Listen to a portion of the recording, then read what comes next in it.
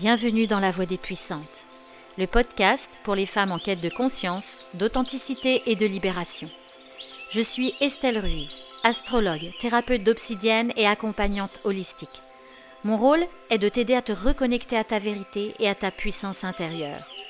Dans ce podcast, nous allons explorer l'astrologie, la mémoire transgénérationnelle et les archétypes féminins pour comprendre et dépasser nos blocages. Tu trouveras ici des outils concrets, des récits personnels et des rencontres inspirantes. La voix des puissantes, c'est la mienne, mais c'est aussi la tienne. C'est le murmure qui devient chant et que l'on offre au monde. C'est parti pour l'épisode du jour. Est-ce que tu as déjà eu l'impression de tourner en rond et de ne pas comprendre pourquoi tu restes bloqué ? L'obsidienne, elle, ne tourne pas autour du pot, elle t'oblige à regarder droit dans tes zones d'ombre. Et crois-moi, c'est là que commence la vraie libération. Bonjour et bienvenue dans La Voix des Puissantes. Aujourd'hui, je vais te parler d'un outil qui pour moi a changé beaucoup de choses dans mon cheminement et qui continue d'accompagner des femmes incroyables dans leur transformation. Cet outil, c'est l'obsidienne. Et plus précisément la thérapie d'obsidienne qui allie le pouvoir de l'obsidienne et le travail archétypal. Mais aujourd'hui, on va déjà parler simplement de cette magnifique pierre noire vitreuse. Alors, deux options. Soit tu ne crois pas du tout à l'énergie des pierres et tu te dis « Ah, encore une histoire ésotérique, un caillou de plus ». Soit tu as déjà eu affaire à l'obsidienne et peut-être que tu en as un peu peur. Alors, l'obsidienne, c'est ni l'un ni l'autre. C'est pas une pierre mignonne qu'on garde pour faire jolie en bracelet parce qu'elle est noire et sympa, ni une pierre qui va t'achever ou t'apporter des mauvaises choses. C'est simplement une pierre miroir.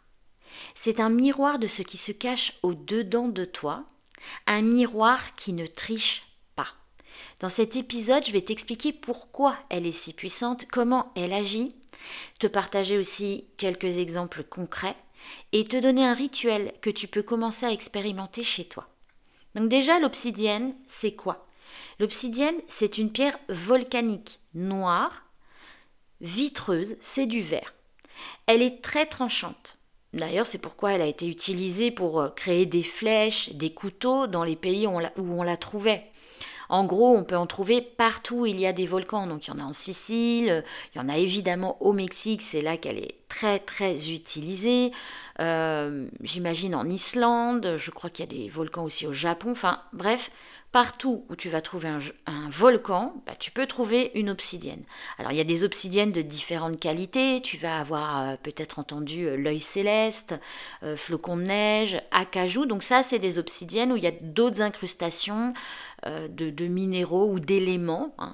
Mais là, je te parle vraiment de l'obsidienne noire pure. Ce n'est pas la même chose. Elles n'ont pas exactement les mêmes propriétés. Donc, au-delà des propriétés physiques des pierres d'obsidienne, il y a également des propriétés énergétiques. Et c'est là que ça devient puissant. C'est une pierre, l'obsidienne noire, qui ne supporte pas les faux semblants, qui va t'amener vers ton authenticité. Son rôle, c'est de révéler ce qui est caché.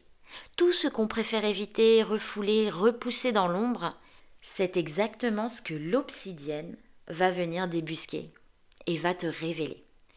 Elle projette ce qui se trouve dans l'inconscient et elle nous permet comme ça d'y avoir accès. Donc ça peut être par des rêves, avec des symboles qu'on va pouvoir analyser, mais aussi des situations qui vont se présenter à nous, par exemple un conflit, quelque chose qui se répète aussi. Souvent, il y a des schémas répétitifs et alors ça revient. De toute façon, Jung en parlait. Tout ce qui n'est pas conscientisé va se reproduire comme si c'était une sorte de destin, alors que c'est pour nous faire voir. Et l'obsidienne, elle va nous aider en nous présentant ces situations pour qu'on puisse avoir enfin des prises de conscience. Alors évidemment, c'est pas tout le temps agréable, ça peut être confrontant, dérangeant, parce que tout à coup on se retrouve pile face à nos blessures, à nos colères, à nos illusions, à ce qu'on souhaite éviter, cacher, mais c'est ce qui doit être principalement libéré. Derrière l'ombre, il y a toujours de la lumière. Pour qu'il y ait de l'ombre, en fait, il faut qu'il y ait de la lumière. Et Carl Gustav Jung, dont je t'ai parlé avant, qui est donc un psychanalyste, élève de Freud, mais qui a développé une théorie un peu différente. Enfin, en tout cas, il s'est basé évidemment sur les écrits de Freud, mais lui, il a été développé d'autres pans. Ils n'étaient pas tout à fait d'accord. Lui, il a énormément travaillé sur cet espace d'inconscient et de symboles et d'archétypes. Tout ça, on en reparlera dans d'autres podcasts parce qu'on ne peut pas tout évoquer aujourd'hui. Et j'avais envie du coup de te proposer une de ces citations. Pareil, ce que j'ai dit plus ou moins, je l'ai mal dit, mais de l'histoire du destin, c'est une situation que tu peux retrouver de Carl Gustav Jung. Et il parle énormément de tout ce processus d'aller à la rencontre de son ombre pour trouver sa lumière. Et il dit, l'illumination ne consiste pas à percevoir des formes ou des visions lumineuses, mais à rendre l'obscurité visible. Cette dernière opération est cependant plus difficile et donc moins populaire. Donc oui, se confronter réellement avec cette pierre, c'est un choix. C'est une quête de l'héroïne en toi. Il ne faut pas oublier qu'on ne devient pas lumineux en allant vers la lumière. Il y a toujours cette image des insectes qui viennent se coller à la lumière. En fait, ils viennent se brûler à la lumière, au final. Et je trouve que c'est une belle image pour comprendre toute cette chose où parfois, oui, on a envie d'accéder à des espaces d'amour en soi. On a envie d'ailleurs de vivre l'amour, on a envie d'être dans un univers harmonieux. C'est pas que ça qui va te permettre d'être dans un univers harmonieux ou de générer de l'amour. Ça va être de te connaître vraiment, d'aller à ton authenticité. Et là, seulement là, quand tu auras détecté ce qui fait que tu n'es pas dans l'amour, en vrai, que les projections que tu as dans ta vie, ce qui se passe dans ta vie, c'est de la colère. En fait, essaie de regarder ta propre colère. C'est ça que ça nous enseigne. Et c'est ça que cette pierre-là, elle vient nous enseigner aussi. Tu ne pourras pas avoir de l'amour si toi, à l'intérieur, il y a de la colère que tu renies, que tu mets de côté, que tu mets sous le tapis. En te disant « Ah non, il ne faut pas que je sois en colère parce que surtout, on ne va pas me trouver sympa ou on ne va pas ceci, on ne va pas cela. » Bon, tout ça, c'est un tas de fils à décortiquer et l'obsidienne, elle va te faire voir ça. Elle va te dire « Attends, là, tu déconnes, là, t'es pas au bon endroit. » Ok, ta quête, c'est une quête d'amour, c'est une quête d'harmonie, c'est une quête même spirituelle, ou même si c'est pas spirituel, c'est juste d'être peinard dans ta vie. Mais en fait, franchement, pour que ça se manifeste, il va falloir aller regarder dedans. Et ça, c'est ce qu'elle nous propose, cette pierre. Donc oui, c'est désagréable. Oui, faut faire face à des aspects de nous-mêmes qui sont pas si amour et si sympas. Et c'est ça qui est difficile parfois. Mais après, c'est une libération qui est tellement énorme et qui permet aussi de libérer les lignées. Il y a vraiment un travail qui se passe avec cette pierre qui est autant de ce qui se passe maintenant dans ta vie, de ce que tu as pu vivre aussi dans l'enfance et que c'est important d'aller décortiquer, que parfois de ce qui vient de bien plus loin, de lignées et voire d'aspects karmiques. Donc je vais te donner quelques exemples des femmes que j'ai accompagnées, de ce qui s'est passé pour elles. Donc quand on travaille avec l'obsidienne, on va aller libérer ces espaces-là. On va aller voir, mais aussi libérer les émotions qui sont associées à ça. Les colères, les tristesses. Alors, la méthode que j'utilise, c'est pas juste des pierres que je vais prendre dans une boutique de minéraux. C'est Ana Silvia Serrano, qui est une Mexicaine, qui a créé cette méthode, qui est utilisée au Mexique depuis plus de 30 ans, qui est reconnue par l'État là-bas, qui est reconnue par les universités, c'est un diplôme universitaire. Et on va utiliser des obsidiennes. Elle a ajouté aussi des formes particulières, des formes géométriques précises, avec des protocoles précis. Les obsidiennes, on les met à des endroits précis.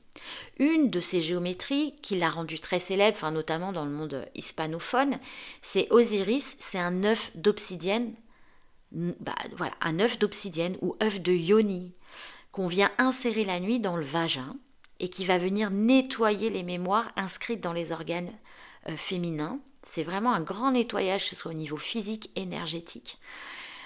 Donc, l'œuf, je ne sais pas si toi tu as déjà entendu parler de cette notion d'œuf de yoni, peut-être que ça te paraît bizarre, tu te dis oh là là, mais qu'est-ce que c'est que ce truc? Donc tu peux aller voir, il y a pas mal de gens qui parlent de l'œuf de yoni, dont quelqu'un qui est assez célèbre dans le milieu spirituel qui s'appelle Lilou Massé, qui a fait un livre dessus. Elle propose plusieurs types de minéraux. À la base, les œufs de yoni, c'était inventé il y a plus de 5000 ans en Chine. C'est des techniques taoïstes, c'est des techniques pour renforcer le vagin, c'est des techniques aussi pour avoir une meilleure sexualité. Bon, là, ça peut aider à ça, mais on ne va pas l'utiliser dans ce sens-là. On va vraiment l'utiliser d'un point de vue énergétique pour venir nettoyer les mémoires. Et c'est très puissant. Alors, on n'utilise pas dans la méthode que cette pierre-là, mais je t'en parle. Et d'ailleurs, si... en fait, je vous conseille vraiment, par rapport à l'obsidienne, ça reste une pierre puissante. Je vais vous proposer après un rituel à faire avec une pierre que vous trouverez dans le commerce. Et vous pouvez utiliser les pierres dans le commerce. Mais si vous voulez vraiment faire un travail de recherche, je vous conseille d'être accompagné parce que ça remue quand même beaucoup. On peut aller voir des petites choses. Mais voilà, attention. Et l'obsidienne, on ne la met pas constamment. Ça vient quand même... ça peut déménager un peu. Donc voilà. Faites-vous accompagner par des gens qui connaissent bien le processus. Donc revenons à nos moutons.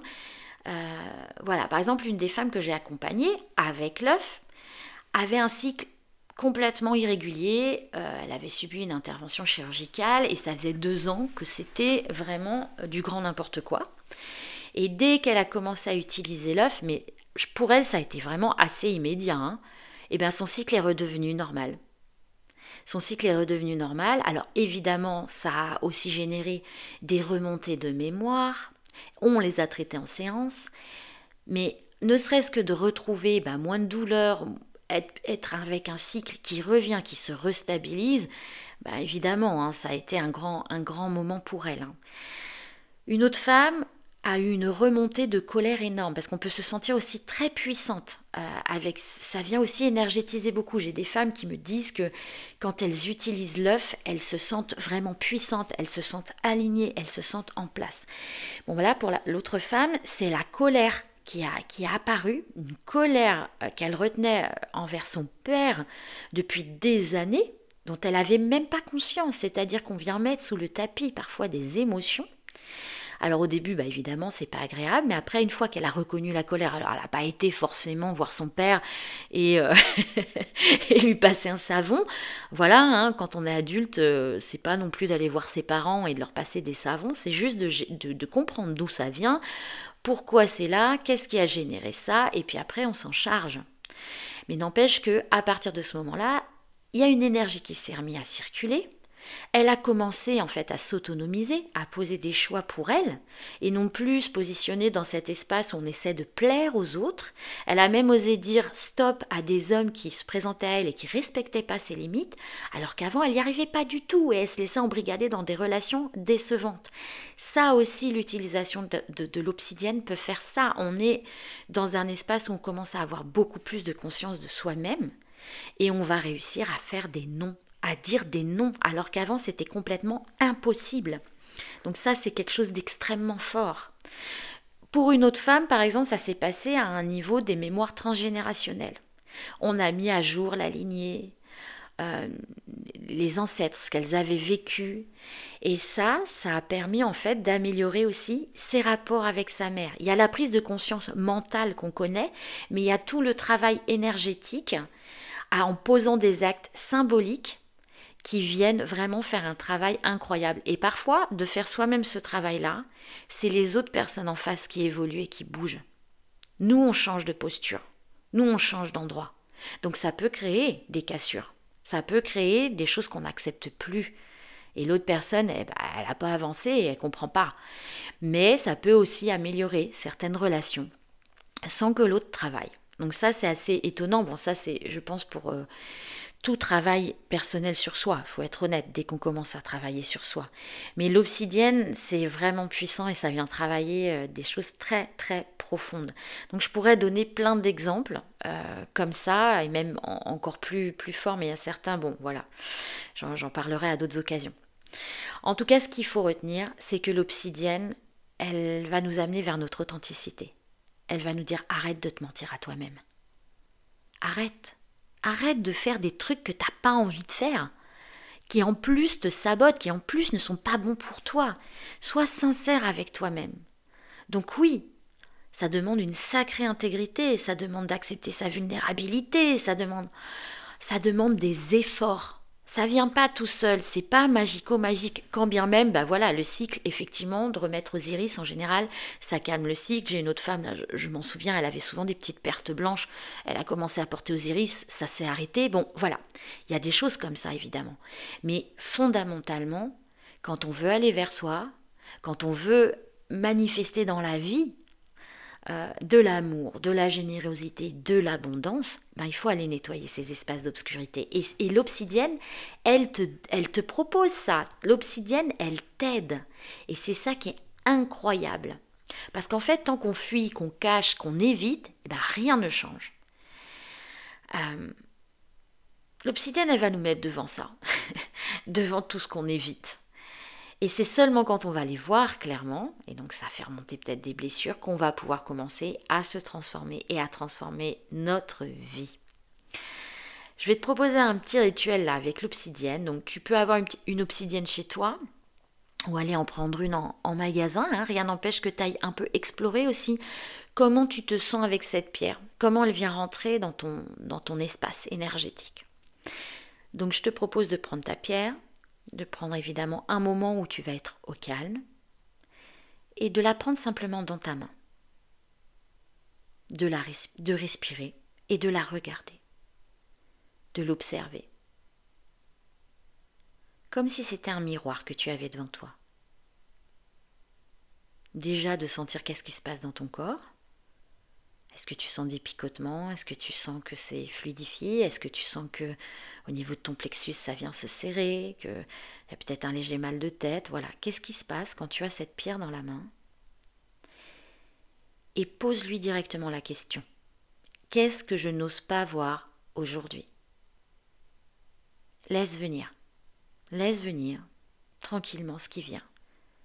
Une pensée, une émotion, une image, une sensation. Tout est juste. Ça peut être le point de départ d'une réflexion. Laisse venir, laisse faire. Quand c'est bon pour toi, tu reviens et tu écris ce que tu as vu, ce qui t'a traversé.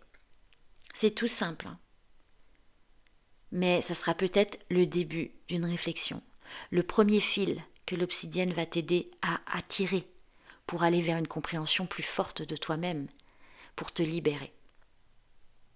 Alors oui, pour conclure, travailler avec l'obsidienne, ça demande du courage, parce que tu ne peux pas tricher. Elle va te montrer ce que tu n'as pas envie de voir, ok. Mais en même temps, c'est ce miroir-là qui va te permettre une vraie libération. Parce qu'on ne peut transformer que ce qu'on ose regarder en face. Dans les puissantes, mon accompagnement, l'obsidienne, est vraiment l'outil principal.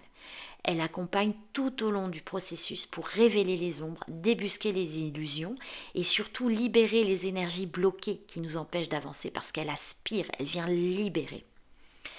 Si tu sens l'appel, si tu es prête à rencontrer ta vérité, même brute, c'est que tu es prête à franchir ce cap de travailler avec l'obsidienne.